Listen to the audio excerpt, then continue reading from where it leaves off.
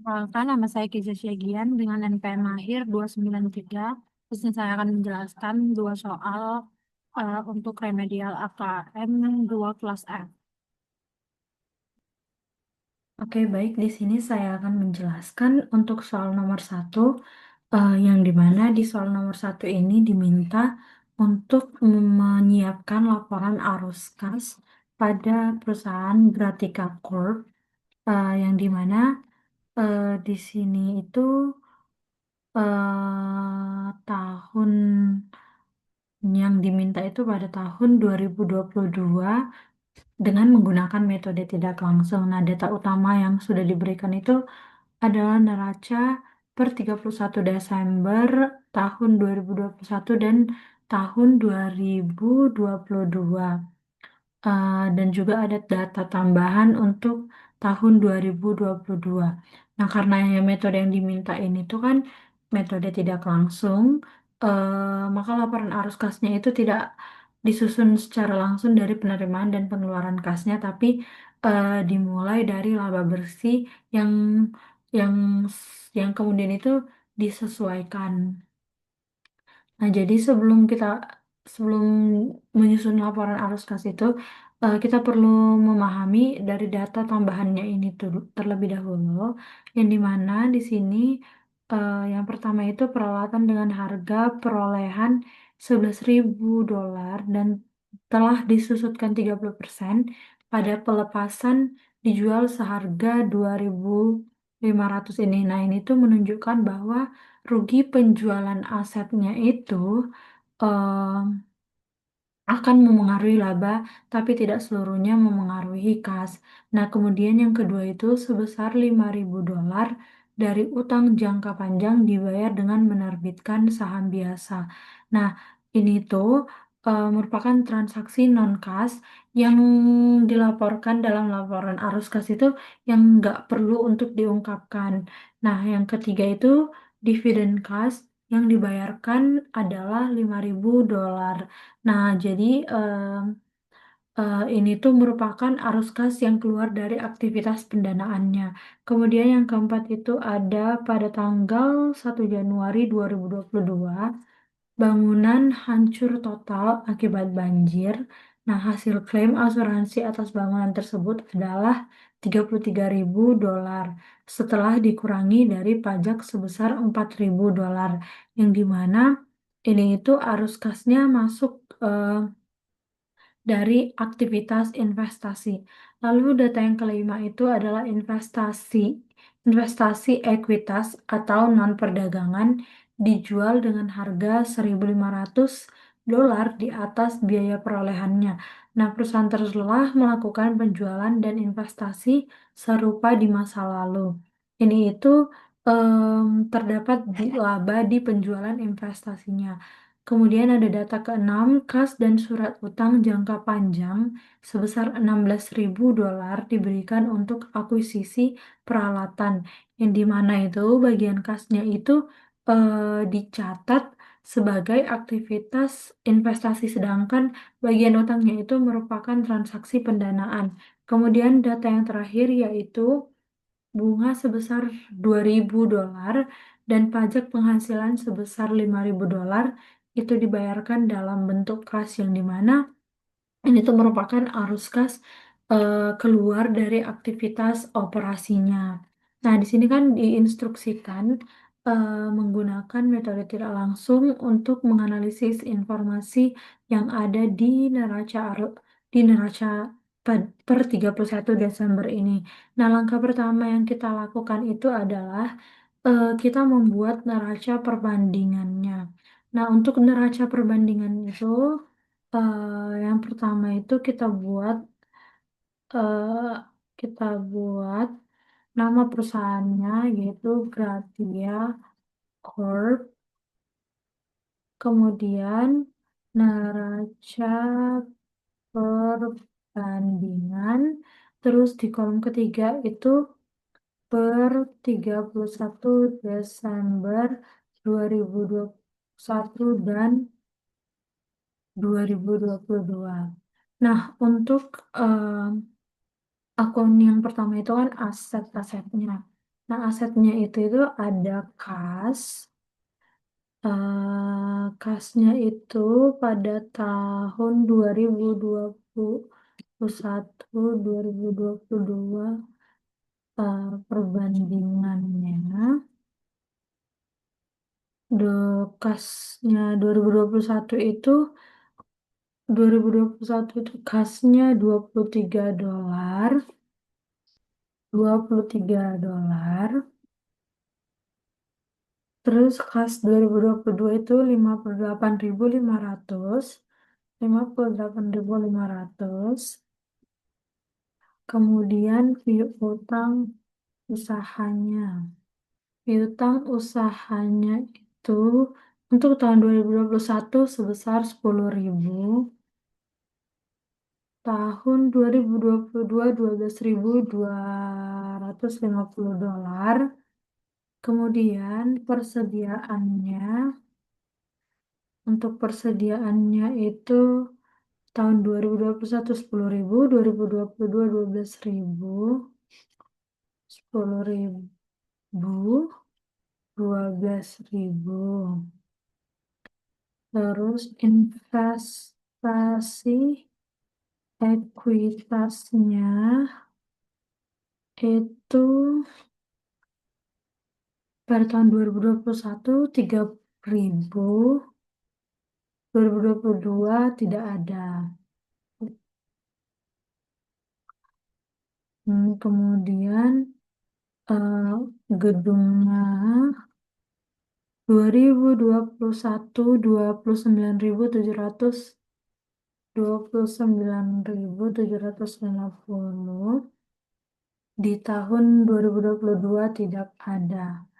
Kemudian peralatannya peralatannya itu 2021 20.000, 2022 40.000. 40.000. Kemudian hak ciptanya 2021 5.250, 2022 5.000. Kemudian kita oke, kita bandingkan ini dikurang tahun 2022 dikurang tahun 2021. Terus kita tinggal blok semuanya. Ya ini tuh tidak. Berarti dia minus. Guys. Minus. Ini juga minus.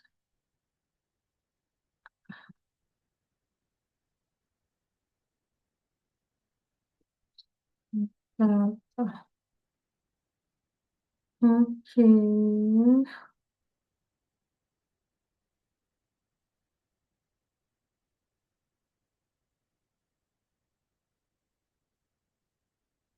Hmm. Hmm. Ups.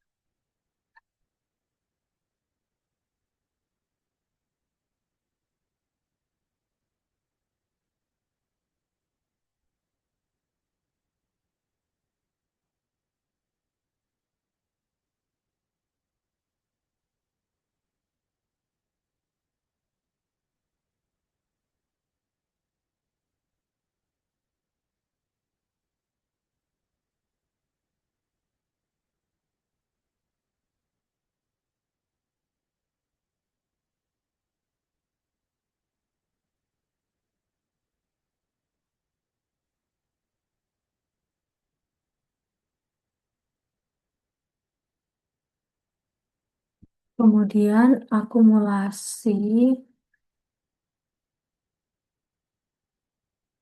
Kemudian ada cadangan kerugian piutang. Cadangan kerugian piutangnya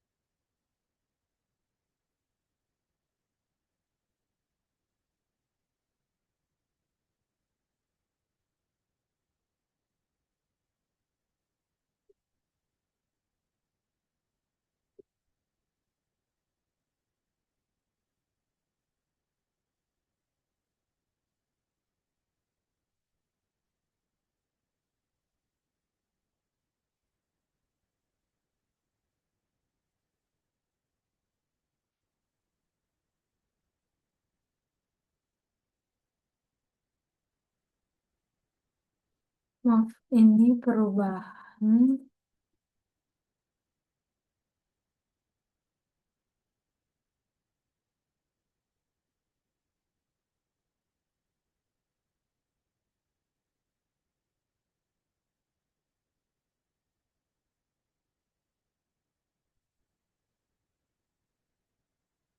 Untuk cadangan kerugian piutangnya 4.500 dan 3.000.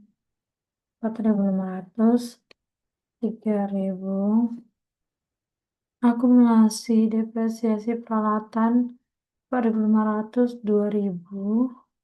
4.500, 2.000. Gedungnya 6.000 dan 0. Dan 0. Kemudian untuk kewajibannya di sini untuk untuk total asetnya se-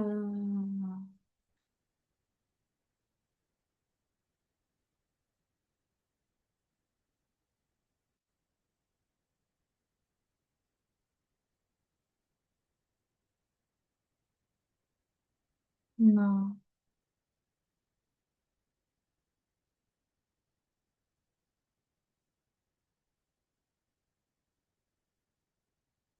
hmm,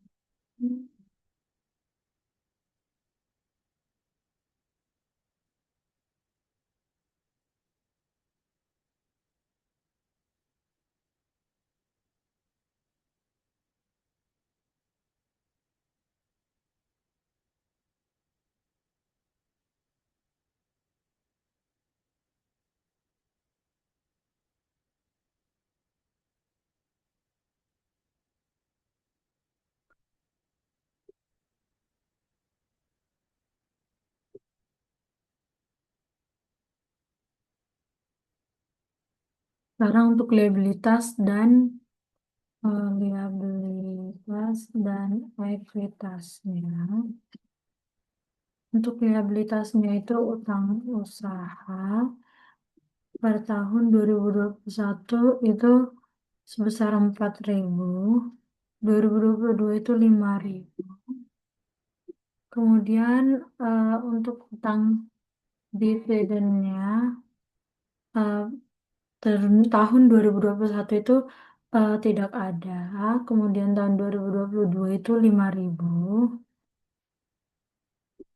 Wesel bayar JP-nya itu 4.000 dan 3.000.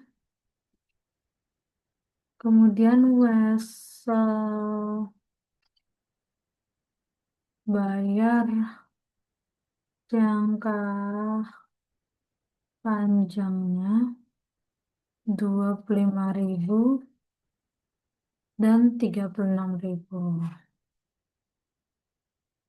Tinggal blok aja.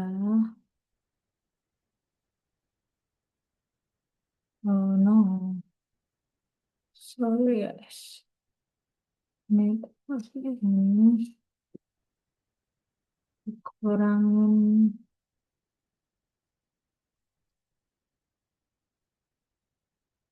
dikurangin ini.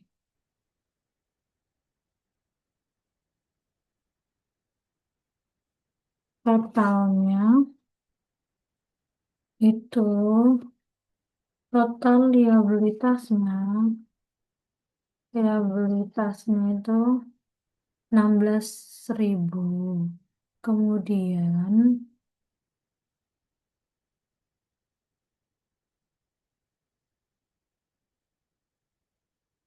untuk ekuitasnya modal saham biasa sebesar 33.000 dan 38.000. Kurang.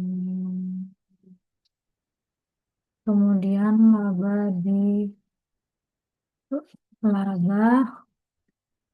ditahan sebesar 15.000 dan 47.500.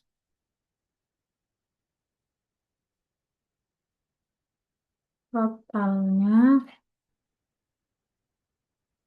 untuk ekuitasnya 30.750 dolar.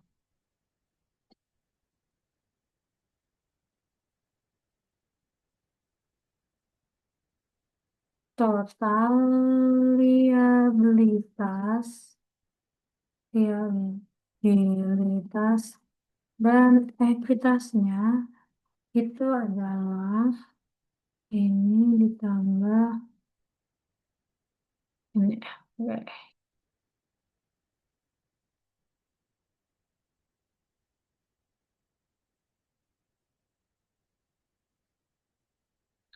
Setelah kita menyusun, melihat perubahan, melihat perbandingan dari neraca perbandingan ini, eh,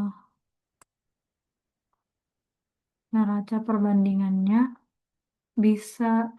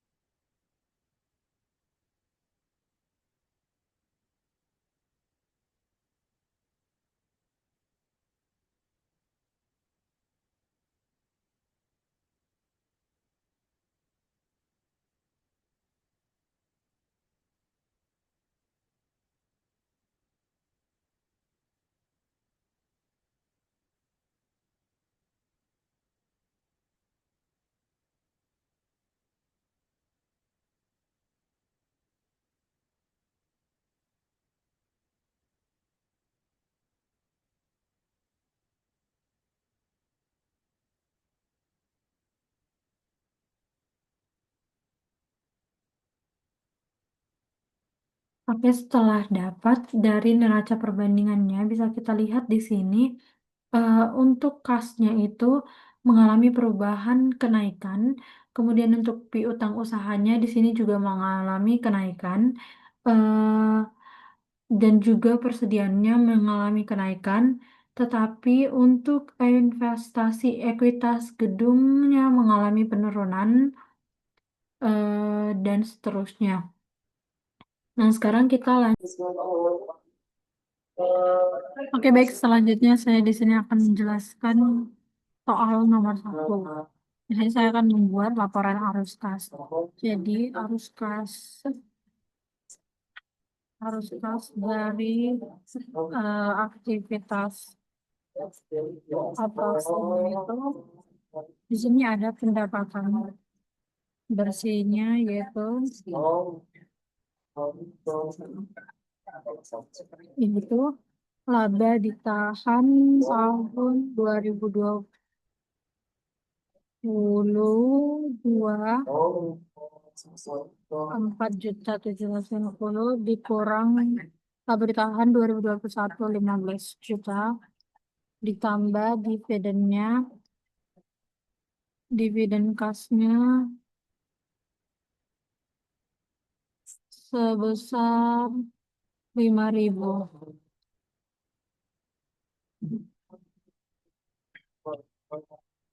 Kemudian untuk penyesuaian rekonsiliasi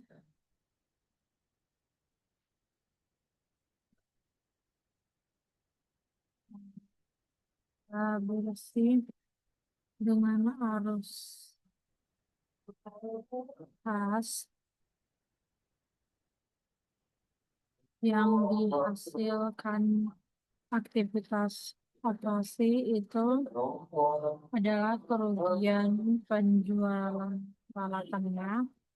Kerugian penjualan peralatannya sebesar 5.200.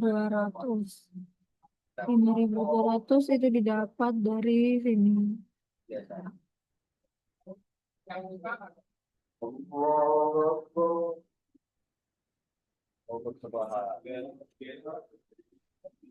5.200. Kemudian untuk keuntungan dari kerusakan akibat banjir itu sebesar 7.250.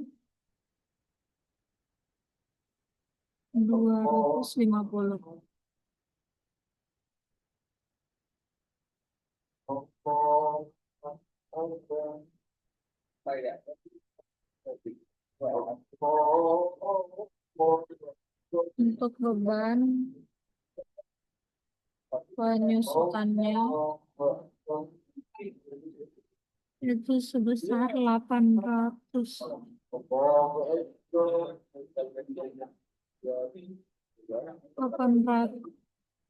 rupiah.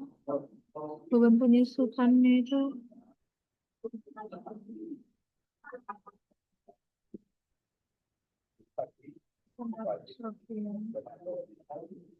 Kemudian untuk hak ciptanya itu 5.000 kurang 5.250. 5.250 dikurang 5.000. Keuntungan penjualan investasinya itu sebesar 1.000.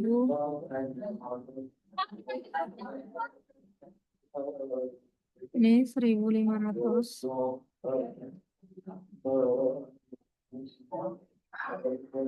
Kemudian untuk peningkatan piutang usaha sebesar 3.700. Itu didapat dari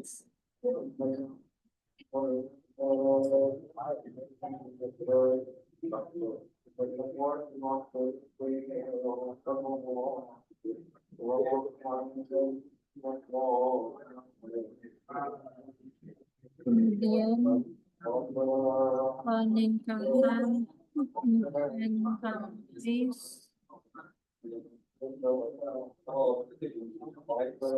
3.000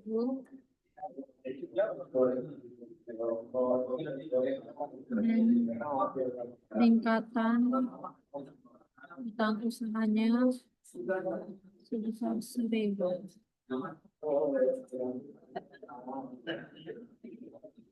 Totalkan, maka kas bersih untuk aktivitas operasi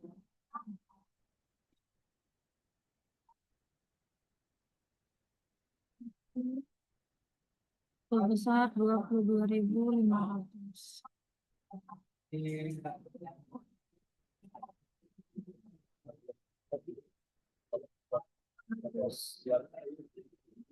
Kas dari aktivitas investasi itu dari penjualan investasi sebesar 4.500. Di sini penjualan peralatan itu dari 4.500 kurang 2.000. Pembelian peralatan sebesar 15.000.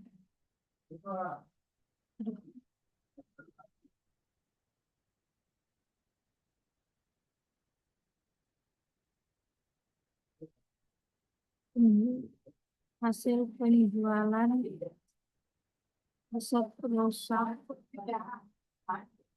akibat banjirnya itu 33.000.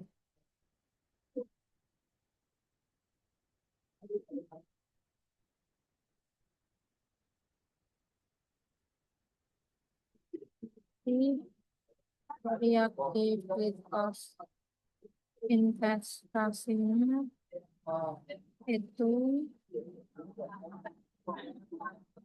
sebesar 25.000 dolar. Kemudian untuk pas dari aktivitas pendanaannya itu adalah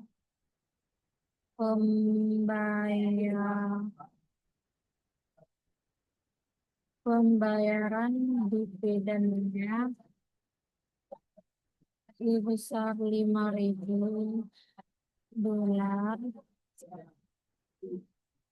dan pembayaran wesel jangka pendeknya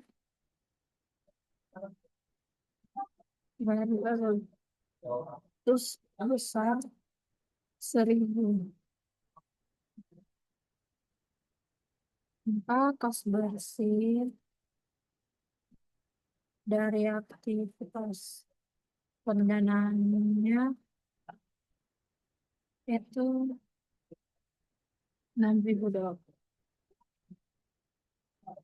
Maka untuk pas awalnya 1 Januari 2022 itu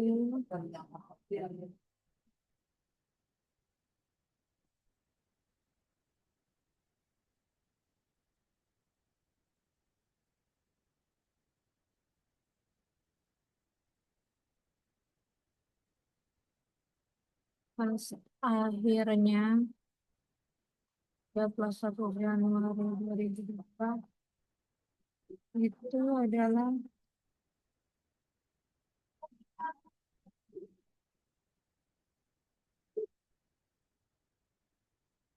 ini peningkatan bersih kasnya ini kas awal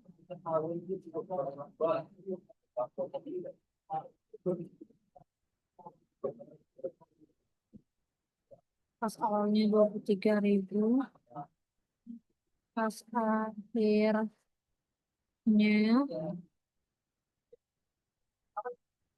itu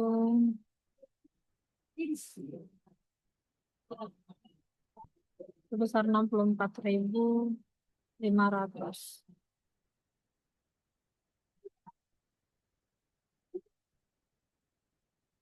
Nah, untuk pengungkapan tambahan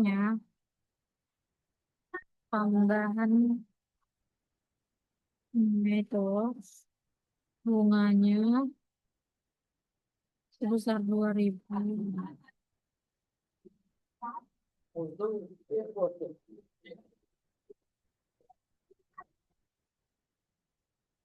Pajak penghasilannya itu 5.000.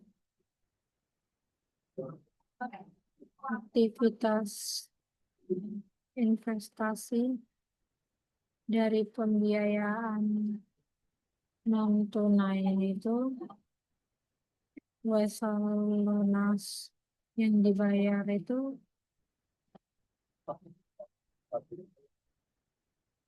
dengan menerbitkan saham biasa itu besar 5.000. Pembelian peralatan dengan menerbitkan wesel bayar itu sebesar 16.000. Maka totalnya adalah 21.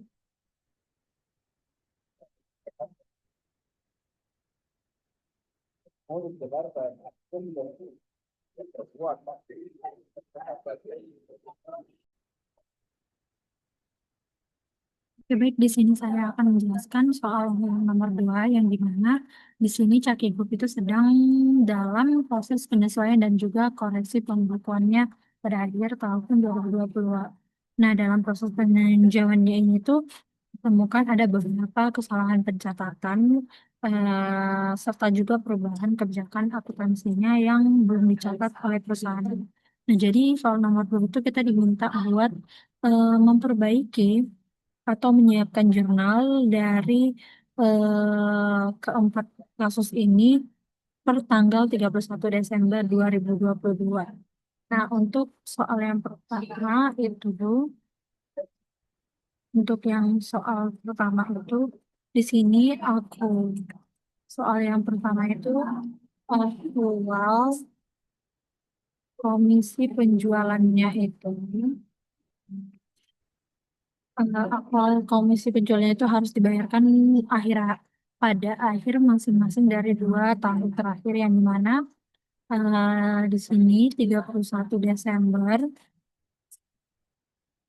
yang dimana di sini pada 31 Desember 2021 itu sebesar 2021 dan 2022 sebesar 5.500.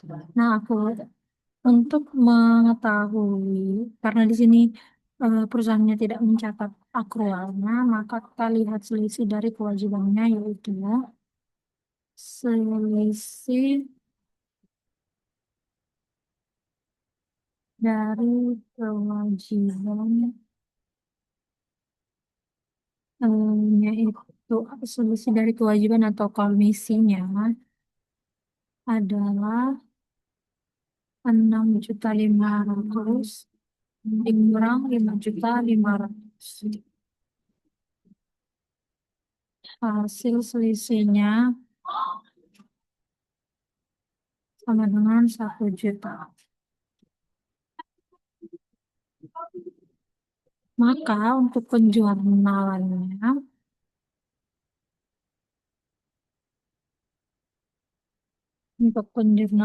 itu em, laba ditahannya di posisi debit itu sebesar 6.500.000. Kemudian untuk utang komisi penjualannya ini tuh kredit sebesar 5.500.000. Dan untuk beban komisi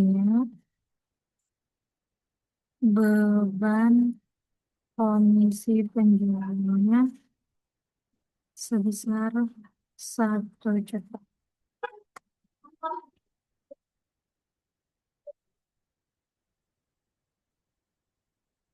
Kemudian untuk yang soal nomor 2 itu, di sini ada kesalahan persediaannya. Di mana itu data kesalahannya itu pada tanggal 31 Desember 2020 itu understate 25 juta. Terus 2021 understate 29 juta. Terus 2022 itu overstate 16.700.000. Nah, untuk menghitungnya di sini kan bukunya masih terbuka. Nah, kesalahannya itu tahun 2022 yaitu karena overstate 16.700.000. Jadi di sini untuk karena ada kesalahan persediaannya, maka untuk penjurnalannya itu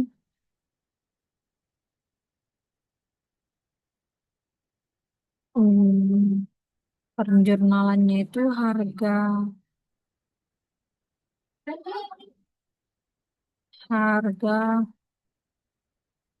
pokok penjualan yaitu 29 juta ditambahkan dengan 26 juta yaitu sebesar 55 juta yen. Terus laba ditahannya di posisi kredit itu sebesar 29 juta.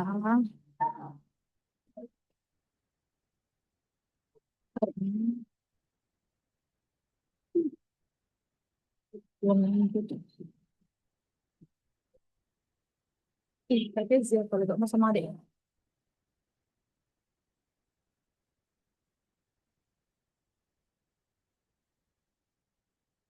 Jadi untuk pendapatan overstage-nya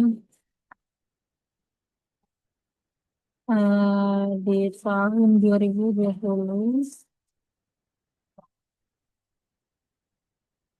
2021, 2022,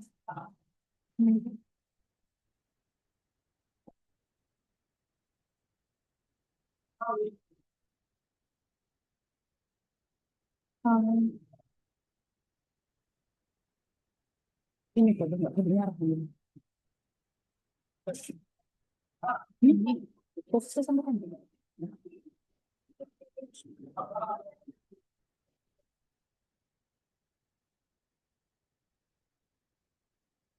Belum.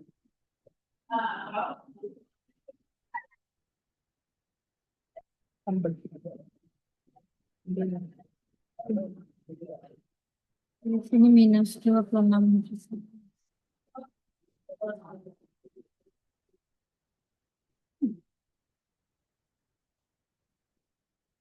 Minus 29 juta.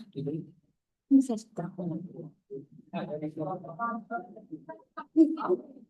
Minus 16.700.000. Tapi bakal.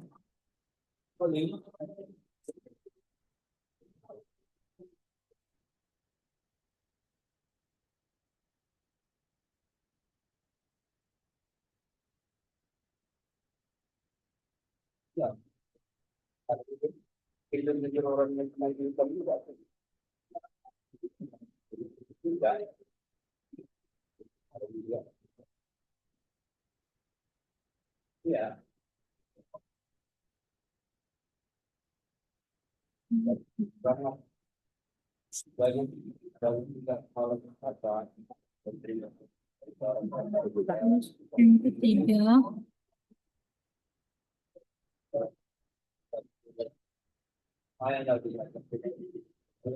yang ketiga ini ada perubahan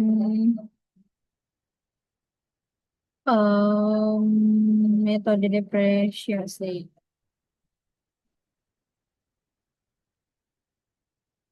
Untuk perhitungannya itu harga peralatan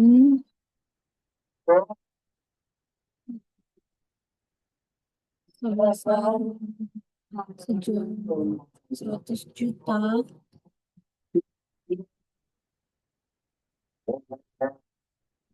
Jutannya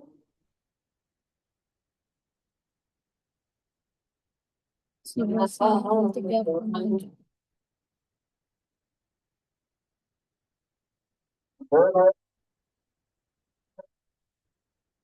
Tetap selisihnya adalah 4 juta.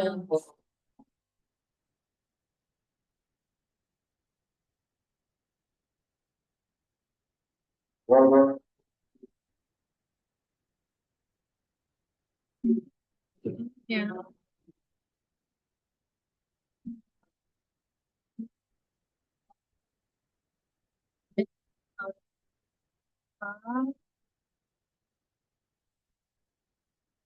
dibagi 10 yaitu umur manfaatnya 64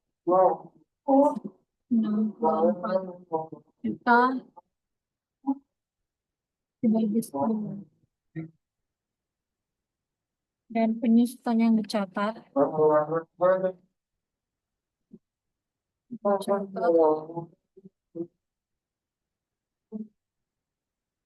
sekitar 12 juta 8.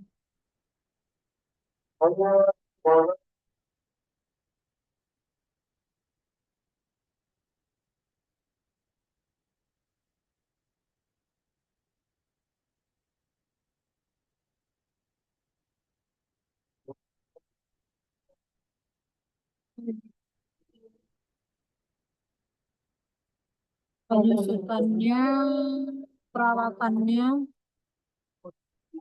itu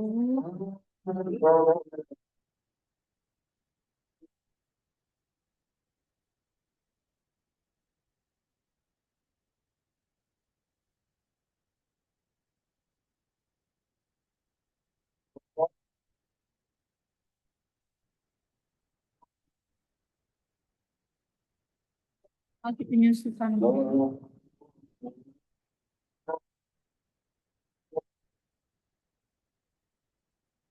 start 6.400.000. Beban penyusutan peralatan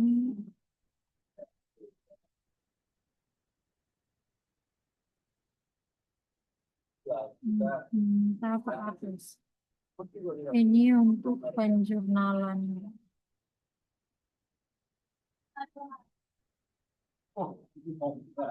Kamu nggak bawa anggota, jalan-jalan.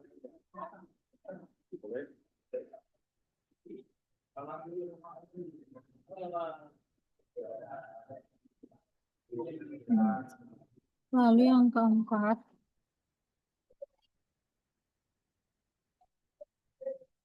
di sini ada perubahan menggunakan metode pengakuan mendapat kontrak. Yang dimana di sini diketahui ada dua cara metode yang digunakan, yaitu percentage of completion sama cost recovery. Hmm, untuk perhitungannya itu percentage of completion dan cost recovery. Hitungannya ini kan 150 juta.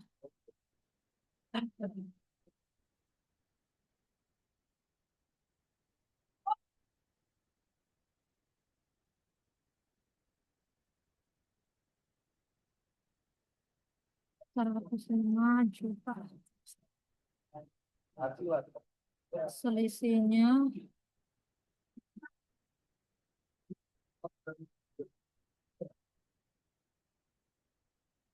sebesar 45 juta. Kemudian di sini ada pajaknya sebesar 40%. Maka dikali 40%. Laba ditahannya yaitu 37%. Maka untuk penjurnalannya, konstruksi dalam proses 150 juta, konstruksi dalam prosesnya itu sebesar 45 juta.